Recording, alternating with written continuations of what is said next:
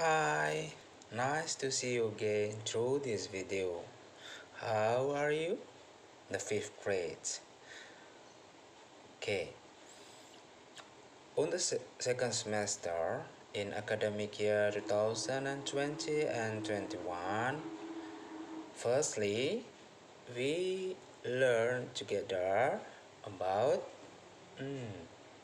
let me think. Can you find it? Because I trust in you, you can do this, or you can find it around of you. Okay, yeah. Do you know what is it? Let me see. We talk about sport. Yeah, that's correct. Sports. What does it mean, sports? Okay, please follow me through this one. Okay, don't go anywhere. Oke anak-anak, untuk materi pertama kita di semester 2 ini yaitu berbicara tentang sport. Dan di buku modul kalian itu chapter 6 itu ada tulisan I like sport. Apa itu arti I like sport? Itu artinya saya suka olahraga. Nah, materi kita kali ini adalah berbicara tentang jenis-jenis olahraga yang kalian ketahui atau di lingkungan kalian berada. Dalam bahasa Inggris disebut kinds of sport. Kinds of sport itu artinya jenis-jenis olahraga, ya. Nah, apa saja olahraga-olahraga itu dalam bahasa Inggris? Kita simak ya. Yang pertama, nah dalam gambar itu kira-kira apa? Artinya anak-anak, ada yang tahu bahasa Inggrisnya? What is this? What kinds of it is? It is a badminton. Ya, badminton artinya bulu tangkis. Next, how about this one? Bagaimana dengan yang ini? Jenis olahraga apakah itu? What is it? Ya, it is table tennis. Table tennis, ya, artinya tenis meja. Kemudian, how about this one? Oh, it is tennis.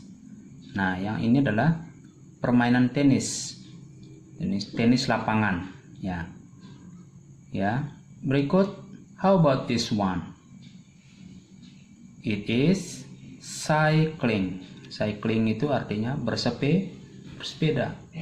Cycling. How about this one? Ada yang tahu ini? Ini artinya menyelam, ya. Menyelam. Nah, dalam bahasa Inggris disebut apa? Ada yang tahu? Ya, tentu saja ini artinya diving. Diving dalam bahasa Inggris. Kemudian yang ini, what kinds of sport this one? Jenis olahraga apakah ini? Ada yang tahu? Ya, mari kita lihat. Oh, it is swimming. Swimming. Next one. Nah, ini jenis olahraga apa? Ya, yaitu karate atau self defense. Self defense itu artinya bela diri, ya. Jadi olahraga bela diri. How about this one? It is soccer atau football, ya. Football. Kemudian how about this one? Ya, climbing. It is climbing. Ya. Next. How about this one? What kinds of sport of this? It is volleyball. Ya, itu volleyball, bola voli, ya, dalam bahasa Inggris. Lalu yang ini ada yang tahu anak-anak? This one is golf. Yes, you're correct. Golf. How about this one? Memanah. Memanah itu dalam bahasa Inggris disebut archery. Archery. Kemudian, how about this one? It is surfing. Surfing. Lalu, it is chess. Olahraga catur.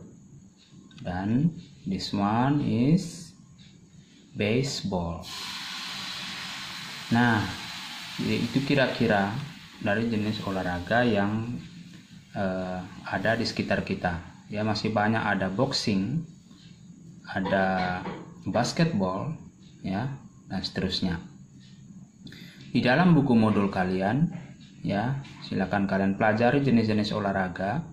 Nah, yang Mister tampilkan di sini juga berdasarkan di dalam buku kalian. Pelajari lagi jenis-jenis olahraga yang lain dan yang ini. Selanjutnya adalah kita ke grammar. Grammar focus. Kali ini kita belajar menggunakan do atau does.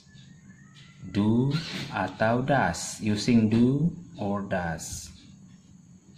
Nah, adik-adik sekalian, do atau does merupakan kata kerja bentuk pertama atau disebut dengan verb one. Nah, perbedaannya terletak pada subjeknya.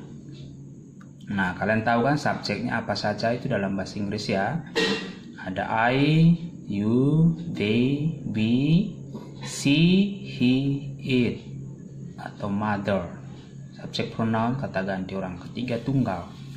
Nah, ini subjeknya ya. Pada saat kalian menggunakan do sama does tadi, jadi tidak sembarang subjek yang kalian pakai. Jadi, subjek I itu diikuti oleh kata do. Terus you, lalu they, atau we. Diikuti oleh do. Sementara untuk subjek orang ketiga tunggal yaitu she, he, it, mother, itu kalian harus diikuti oleh kata does. Jadi nggak bisa do itu mengikuti subjek she, he, it, atau mother. Itu pun juga sebaliknya. Kata does tidak boleh mengikuti subjek I, you, they, we. Jadi semuanya sudah pada keteraturan masing-masing ya. Jadi untuk subjek I, you, they, we itu harus diikuti oleh kata do. Sementara she, he, it, mother, Sinta, Benny, dan seterusnya itu harus diikuti oleh kata does. Nah, bagaimana kira-kira penggunaannya sekarang? Di sini, do atau does dalam kalimat positif berarti mengerjakan. Ingat ya, dalam kalimat positif berarti mengerjakan. Namun, do juga bisa digunakan sebagai penekanan yang diletakkan sebelum kata kerja yang lain. Sekali lagi ya, Mister jelasin. Do atau does dalam kalimat positif berarti mengerjakan. Ingat ya tadi do sama does itu tergantung dari subjek. Nah, kemudian do juga bisa digunakan sebagai penekanan yang diletakkan sebelum kata kerja yang lain. Jadi contoh, sekarang kita contoh. Kalimat pertama, the first sentence is I do my homework. Artinya aku mengerjakan PR. Berarti do di situ yang Mister garis bawah itu artinya mengerjakan. Ya, berhubungan dengan kata kerja.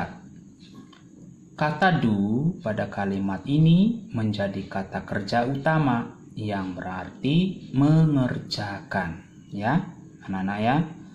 Lalu how about the second sentence? Bagaimana dengan kalimat yang kedua ini? Contohnya, I do trust him. Nah, perhatikan sekarang. Kata do pada kalimat ini merupakan penekanan untuk kata trust. Trust itu artinya mempercayai. Ya. Jadi bukan berarti I do trust him itu artinya aku melakukan mempercayainya. Jadi bukan begitu artinya. Berarti misalnya saya percaya kepadanya, I trust him, bisa juga begitu. Tetapi kalau kita menggunakan I do trust him, itu menunjukkan bahwa kalian atau saat pembicara itu menekankan kepada kata trust, kepada kata mempercayainya. Boleh nggak kita misalnya membuat kalimat I trust him? Boleh nggak? Boleh. Tanpa do boleh ya. Tetapi di sini kita menggunakan do tadi seperti penjelasannya bahwa do itu menekankan kata trust. Trust. Trust itu artinya percaya. Ya adik-adik sekalian, paham sampai di sini penjelasannya ya? Ya. Nah, ini sekarang. Lalu menggunakan do atau does untuk kalimat negatif. Dalam bahasa Inggris disebut negative sentence. Nah, bagaimana kita menggunakannya? Yaitu setelah subjek diikuti oleh do atau does, kemudian ditambah dengan not. Itu menunjukkan bahwa kalimat itu adalah kalimat menyangkal atau kalimat negatif atau kebenarannya tidak benar. Itu disebut dengan kalimat negatif. Atau dalam bahasa Inggrisnya tadi apa? Kalian masih ingat? Ya, dalam bahasa Inggris disebut dengan negative sentence. Nah, di sini di tabel itu misal sudah kasih rumusnya. Misalnya I, subjeknya I, lalu diikuti oleh kata do, bukan does ya, ingat baik-baik, bukan does. I do, lalu ditambah not. Ya. Jadi lalu ditambah not di sini ya. Not itu menunjukkan bahwa kalimat itu adalah kalimat negatif. Ya. Jadi kalau disebutkan I do not atau disingkat dengan I don't. I do not atau disingkat I don't. Kemudian untuk subjek you ya, you berarti diikuti oleh kata do, lalu negatifnya not. You do not atau you don't. Ya, lalu they do not. Ya, di sini lalu we do not atau we don't. Nah, untuk subjek orang ketiga tunggal yaitu she, he, it, Benny atau mother dan sebagainya diikuti oleh kata does ya, kemudian not menunjukkan ciri khusus bahwa kalimat itu adalah kalimat menyangkal, kalimat tidak benar, negatif ya, tidak benar tentang keberadaannya. Lalu disebut di sini lengkapnya kalimatnya she does not atau she doesn't ya. Lalu he does not, he doesn't, it does not atau it doesn't, Benny does not, Benny doesn't ya. Nah, itu ciri khas dari kalimat negatif, yaitu ada tambah not setelah do dan does ya. Ngerti ya? Paham sampai di sini? Lalu menggunakan using do atau does untuk kalimat interrogatif. Kalimat interrogatif itu artinya kalimat tanya. Ya. Kalau kalimat tanya berarti membutuhkan jawaban ya atau tidak. Jadi ya berarti kalimat positif, jawaban untuk positif, sementara tidak jawaban untuk negatif. Nah, bagaimana format atau rumusnya dari kalimat interrogatif ini atau kalimat tanya ini? dengan cara meletakkan do sama das di depan subjek. Nah, jadi do dan das dulu, baru diikuti subjek ini. Ya, kemudian ya katakanlah ini tambahannya, pelengkapnya like. Like itu kan artinya suka ya. Mister kasih contoh aja di sini like. Nah, kalau like di sini ada dua lagi cara bentuk penulisannya dan juga penyebutannya ya. Tergantung subjek, ada like atau likes.